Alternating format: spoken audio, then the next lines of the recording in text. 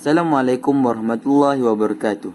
Tema kita pada hari ini ialah perjuangan tokoh tempatan menentang penjajah. Antara tokoh-tokoh yang akan dibincangkan pada hari ini ialah Rentap, Datuk Bahman, Haji Abdul Rahman Limbong, Tok Janggut dan Dul Said.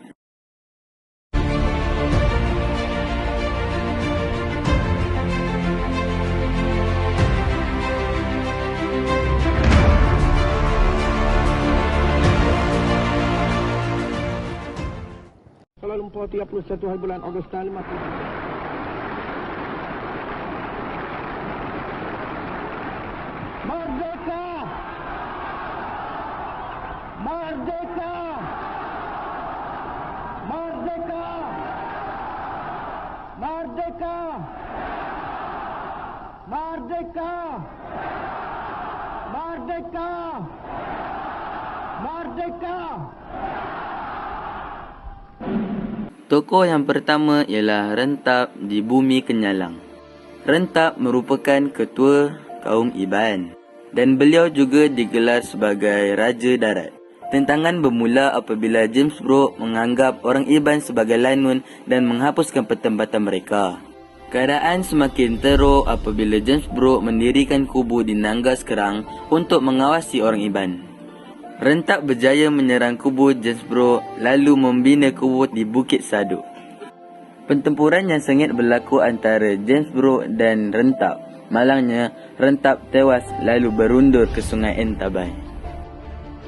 Tokoh seterusnya ialah Dul Said. Nama sebenar ialah Said bin Omar atau dikenali sebagai Datuk Nanik. 1831 beliau mengalahkan British dengan menggunakan taktik perang gerila. Pada tahun 1832, British menawan Nanin dan membakar rumah penduduk. Beliau tewas dan tinggal dalam buangan di Melaka. British telah membelanjakan 100,000 pound sterling untuk mengalahkan Dul Said. Sebab tentangan Dul Said ialah menentang undang-undang British dan bayaran cukai dan untuk mempertahankan kedaulatan Naning. Seterusnya, tokoh yang sangat terkenal iaitu Tok Janggut di negeri Kelantan. Beliau dikenali sebagai Tok Janggut kerana menyimpan janggut sehingga ke paras dada. Dilahirkan pada tahun 1853 di Kampung Jeram, Pasir Putih, Kelantan. Beliau mendapat pendidikan pondok di Kelantan dan Mekah. Beliau menetap di Kampung Niring, Kelantan. Sebab utama tentangan ialah sistem cukai dan peraturan tanah baharu yang membebankan penduduk.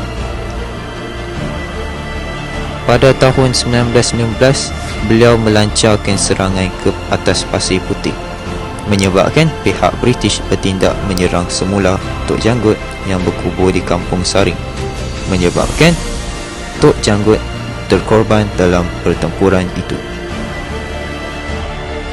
Tokoh seterusnya ialah Datuk Barhaman yang berada di Pahang.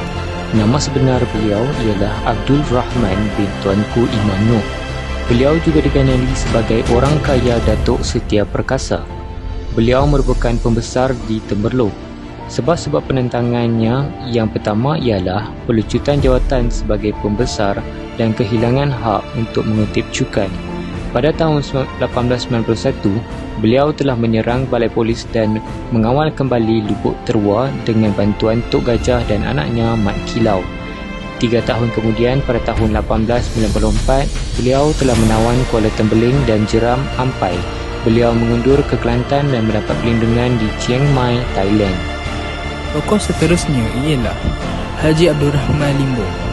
Beliau seorang buruh agama di Kampung Limbong, Cukai Kemaman, berketurunan Patani dan Terengganu.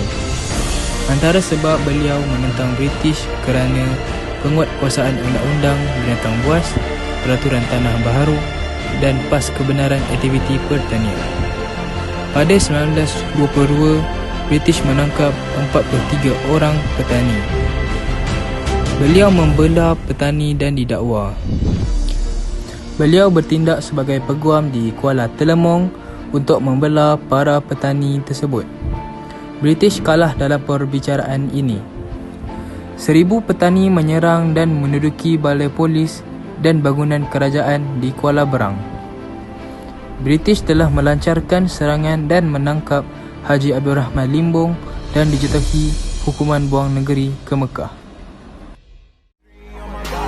I'm an icon, man. And my girl about a 10. I should fuck her in a